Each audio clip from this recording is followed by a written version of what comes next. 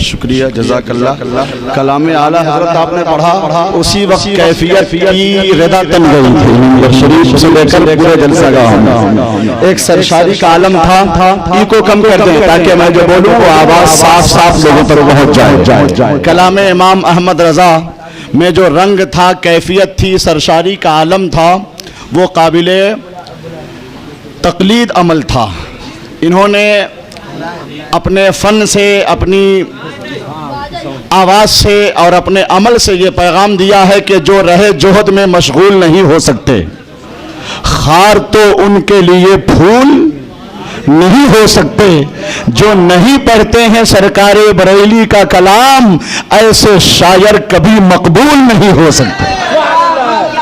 ایسے شاعر کبھی، آواز بڑھا دیجئے، بہت غضب سروس ہے آپ کی ماشاءاللہ، خوب برکتیں رحمتیں سمیٹتے رہیے۔ آج تاج العلوم میں آپ فیضیاب ہو رہے ہیں۔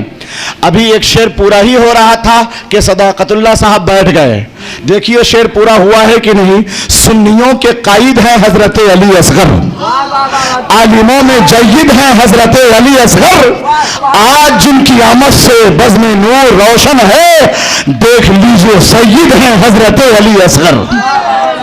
یہ خلیفہ حضور گلزار ملت ہیں، آل رسول ہیں، فخر سادات ہیں، آل علی ہیں، اولاد ولی ہیں، ہے کہ نہیں ہیں؟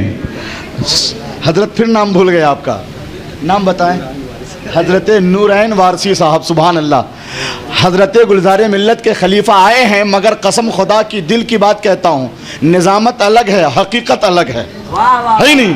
لگتا ہے جیسے گلزار ملت کا جلوہ صدرنگ ان کے وجود میں سمٹا ہوا۔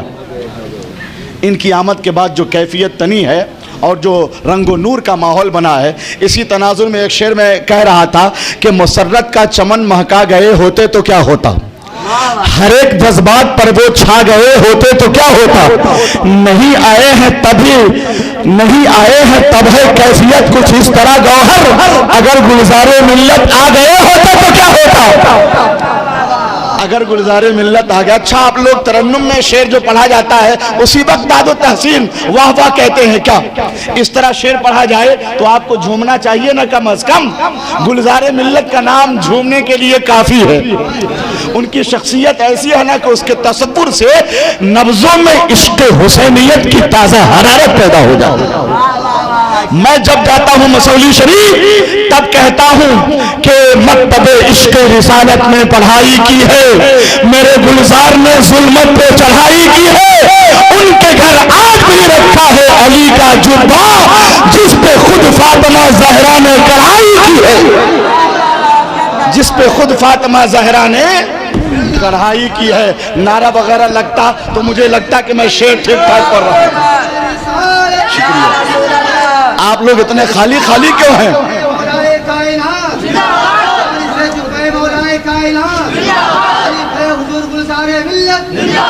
سبحان اللہ۔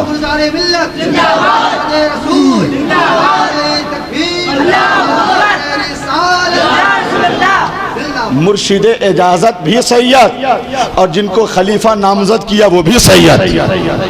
اسی لیے میں کہتا ہوں، آپ لوگ سنیں گے تب نہ کہوں گا، میرا سارا شعر تو یوں ہی پڑا رہ جائے گا، ہے نہیں؟ آپ لوگ سنیں عشق و عقیدت کی پاکیزہ فضا میں سانس لے کر، تب ایک شعر پڑھتا ہوں کہ پیام بدر پیام حنین باقی ہے۔ زور سے سبحان اللہ کہہ کے بتائیے، جس تیور کے ساتھ میں شعر پڑھ رہا ہوں، بولیے یا رسول اللہ، ہاتھ اٹھا کے یا حسین بولیے، اٹھائیے۔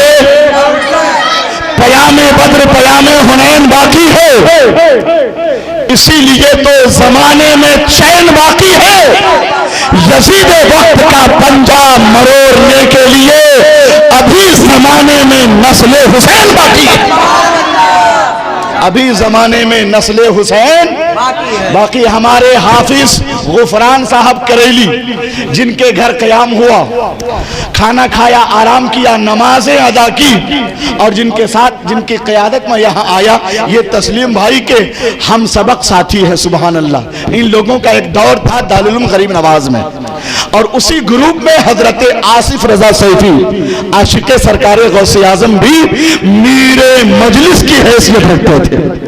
یعنی تسلیم بھائی نے کہا، تاج بھائی نے کہا، اور حافظ غفران صاحب نے کہا، اور ایک ہفتہ قبل خود میں وہاں تھا. کہاں؟ کٹیہار کی سرزمین پر. علامہ آصف رضا سیفی خطیب تھے، فقیر قادری محبوب گوہر ناظم تھا. تو دارالعلوم غریب نواز کا ذکر بھی آیا. یو پی کے حالات اور سنیت اور جو صلح کلیت اور آزاد خیالی کا طوفان بڑھتا جا رہا ہے، اس حوالے سے بھی گفتگو ہوئی. حضور گلزار ملت کا بھی ذکر ہوا. سبحان اللہ. تو ماشاءاللہ یہ لوگ دارالعلوم غریب نواز کے فیض یافتہ ہیں. اللہ پاک اس ٹیم کو سلامت رکھے. کہہ دیجیے آمین. والد صاحب ان کے سبحان اللہ 2021 میں کتنے سال ہو گئے؟ کتنے سال؟ 3 سال کرتے ہوئے وہ دین کی خدمت چلے گئے. کرتے ہوئے وہ دین کی خدمت چلے گئے. دل میں لیے رضا کی محبت چلے گئے. کیا پوچھتے ہو حضرت ایوب کا مقام؟ وہ 3 سال پہلے ہی جنت چلے گئے. وہ 3 سال پہلے ہی جنت چلے گئے. شکریہ، جزاک اللہ. آپ حضرات نے اپنے والد کے مشن کو تشنا نہیں چھوڑا ہے. اچھا کیا نام ہے؟ ماسٹر غلام احمد صاحب. یہ بھی محترم ناشر مسلک اعلیٰ حضرت شاعر اسلام حضرت ایوب صاحب نور اللہ مرقدہ کے نور نظر لگتے جگر ہیں. آپ لوگوں نے اپنے باپ کے مشن کو تشنا نہیں چھوڑا ہے. آپ کے والد صاحب نے جس گلشن کی آبیاری کی ہے، آپ بھی اس کے لیے خون جگر پیش کر رہے ہیں. یہی وجہ ہے کہ اتنے بڑے بڑے علماء، شعراء، خطبہ، مشائخ حضور سید صاحب قبلہ تشریف لے آئے. میں حضرت کا شکر گزار ہوں دل کی گہرائی سے. حضور تشریف لائے، اللہ پاک ان کا اقبال بلند فرمائے. اب اس کا اعلان میں کر دوں گا. ابھی ضروری ہے کہ آج کے جلسے کے جو خصوصی شاعر ہیں، ابھی تو کوشامبی الہ آباد کا سلسلہ چل رہا تھا، پرتاپ گڑھ، ہم یو پی کے سرحدوں میں گھوم رہے تھے. اب کلکتہ کی آفاقی سرزمین سے اٹھ کر شعر و ادب کے افق پر طلوع ہونے والا روشن ستارہ جناب شمس و قمر صاحبان کو میں آپ کی بارگاہ تک پہنچا رہا ہوں. اور تسلیم بھائی، آپ خود شاعر ہیں، مدح خیر الانام ہے، ظاہر ہے کیوں نہ ہو شاعر اسلام کا بیٹا شاعر. پھول پر باغ کی مٹی کا اثر ہوتا ہے نہیں. تو والد صاحب سنا کہ 2 شعری مجموعہ بھی ان کا منظر عام پہ آیا. اللہ پاک غریق رحمت فرمائے. میں مدرسہ دیکھ کر بہت خوش ہوا. اس سال جیسی نظامت چاہتا تھا نہیں ہو سکی، مگر انشاءاللہ ان حضرات کی بڑی قربانیاں ہیں. میرے دوست اور ان لوگوں کے حلقہ احباب میں ہیں اشرف رضا نیر جو مدن پورہ میں رہتے ہیں، جنہوں نے جبرن قہرن مجھے یہاں کے لیے آمادہ سفر کیا ہے. میرے وہ عزیز ہیں. تو انشاءاللہ رابطہ رہے گا. اور پھر سرکار گلزار ملت کل کے لیے مجھے دعوت دے رہے تھے. کل کے لیے حضور نے خود فون فرمایا تھا، مگر افسوس کہ میں فون یعنی میں خالی نہیں تھا. حضور سے عرض کر دیا دعوت دے چھوڑ کر یعنی فریب دینا، دغا دینا، ادھر سے ادھر منتقل ہونا میرے مزاج کے خلاف ہے. ہاں میں نے معذرت چاہی، معذرت قبول نہیں ہوئی. تب حضور سے کہہ دیا سرکار گلزار ملت سے، حضور چھپرا میں دارالعلوم رضویہ میں میری دعوت ہے. حضور نے کہا کوئی بات نہیں ہے، ورنہ کتنا اچھا ہوتا آج یہاں ہوتا، کل سرکار گلزار ملت کے ساتھ ہوتا. چلیے گلزار ملت کے ساتھ نہیں، گلزار ملت کے جو خلیفہ اجل ہیں وہ آ گئے. سمجھ لیجیے گلزار ملت کا جلوہ صدرنگ آباد ہو گیا. تو شمس و قمر صاحبان کا استقبال ہمیں کرنا ہے اور دونوں ہاتھوں کو اٹھا کر کرنا ہے. کتنے لوگ تیار ہیں مجھے جلدی بتائیے گا. نعرہ تکبیر. آپ لوگ زوردار طریقے سے نعرہ لگا رہے ہیں. نعرہ تکبیر، نعرہ رسالت، مسلک اعلیٰ حضرت، عشق محبت، عشق محبت. خلیفہ گلزار ملت. 1 لاکھ کا شعر پڑھ دیتا ہوں. کتنے کا؟